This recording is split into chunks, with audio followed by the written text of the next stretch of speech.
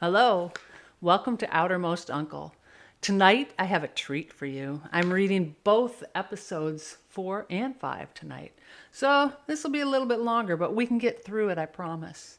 Both of the episodes are about a government report that was found about my uncle and his friend Donald Deal's disappearance. Tonight I'll read this. It'll take me a little bit longer to get the second part, the chats part done, because in a few days I'm leaving for Cape Canaveral. Never been there before. Well, going to some museums, going to go meet up with people who maybe know a little bit more about what was going on then, what was going on in the Eastern Test Range. It'll be interesting. So, so let's get started. We can get through this. Episode number 4. November 2019, Southeast Michigan. With leftover crusty snow on the ground, some sun, and outside temperatures in the 20s to 30s, the scene inside the house appeared more like a natural disaster than a house for sale.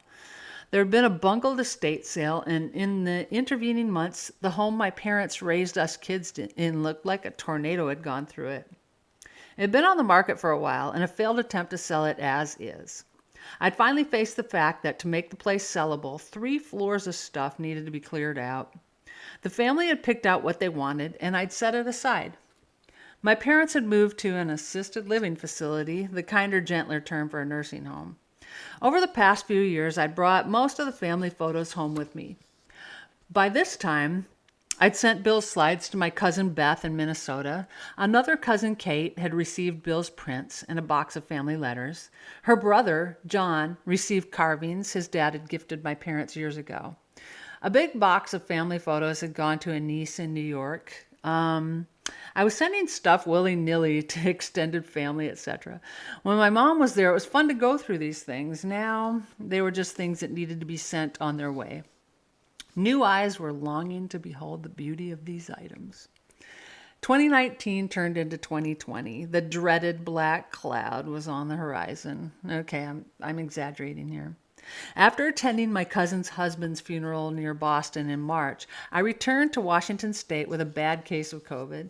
This was before they knew what to do with COVID, this Rona-stricken folks. At the hospital, I was treated for pneumonia and sent home to sequester myself in the upstairs bedroom. And then something juicy happened. My cousin Kate emailed saying she was on pins and needles. She had been doing research on that ancestry site and had come across a government report on my uncle's disappearance. Uncle Bill, the old dead guy. My initial phone perusal revealed that this was going to be good. She'd sent 43 pages in a PDF file. Most of them seemed to be duplicates of the same notes. However, a crucial revelation emerged. Uncle Bill's disappearance occurred near Coburn Town, San Salvador. The Bahamas, accompanied by another diver, DJ Deal. Who was this DJ Deal guy? Skimming through the pages on my phone was far from ideal, and even through my constant copying and hacking, it was too fucking interesting to stop. I summoned my staff, Bob, to bring me my laptop. Naturally, we went through the whole COVID rigmarole. He'd set the item outside the door and retreat to a safe distance. I'd open the door and retrieve it. Quite a few of the government reports pages looked like this. Most of the pages, however, were readable. Feverishly, I began looking at the Bahama Islands on a map, focusing on San Salvador. This is the Bahama Islands in relation to Cuba and Florida. San Salvador Island is circled. Via the net, I learned that during the 1950s, San Salvador Island served as part of a network of tracking stations that played a role in the United States' efforts to advance its missile and space programs. This island, situated in the southeastern Bahamas, became a crucial location for the United States military and, eventually, space agencies due to its strategic positioning and favorable conditions for tracking missiles and, eventually, spacecraft. The Air Force Eastern Test Range, situated on the east coast of Florida, included Cape Canaveral, which was initially used as a testing site for military missile launches. San Salvador Island, the possible location of the PAA boat Bill and DJ Deal had taken at that blue X, and the beach search mentioned in the first image above in red.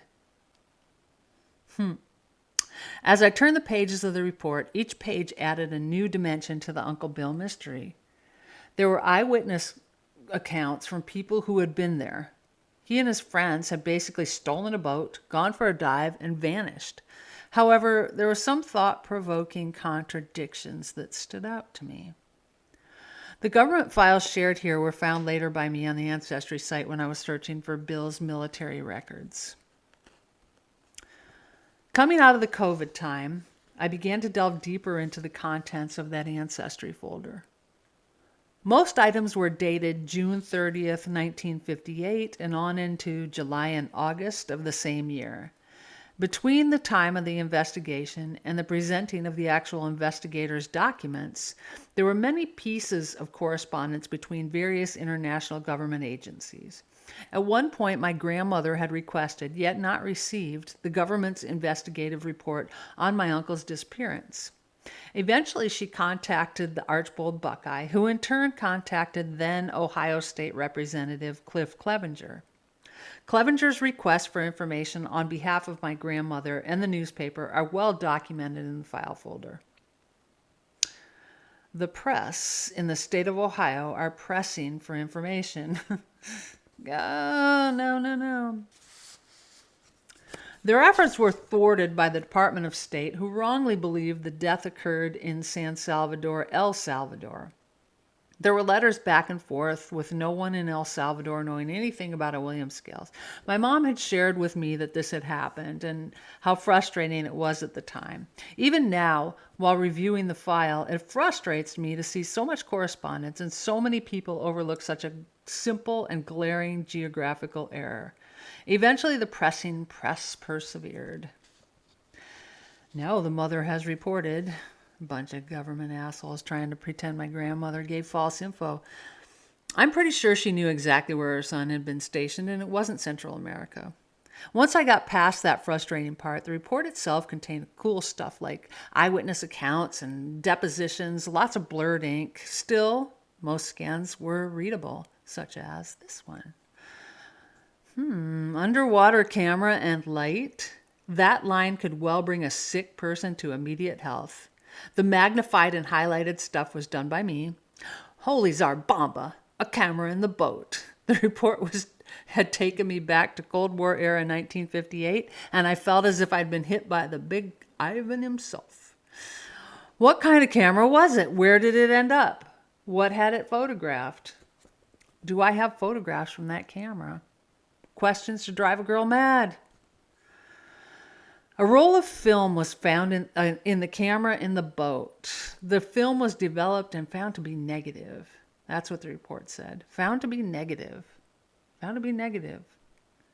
What does that even mean? Was it blank? Were there images but no clues? Where are these exhibits they're referring to, especially Exhibit F and D?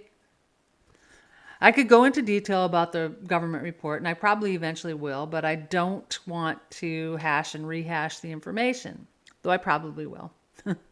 Within the report are paradoxes enough to keep your mind smashing potatoes and meat for a week. In fact, fresh perspectives would be a blessing. Do you want to read this report? I could send it to you. Oh well. I stewed, another food reference, over these findings for quite some time, and two things became apparent. Thing number one, I needed to get those slides back from my cousin Beth in Minnesota. Those transparencies are the original bits of film that were in the very camera that exposed them. They would help me to determine which images of Bill's correspond to the cameras I received from my Uncle John way back when. Thing number two, the idea for a photographic project began to form. I knew I would take Uncle Bill's cameras to the place he was last known to have been. My plan is to document using Uncle Bill's cameras whatever remains of the places he might have seen and experienced. I sent the little Minix 3S camera in for repair.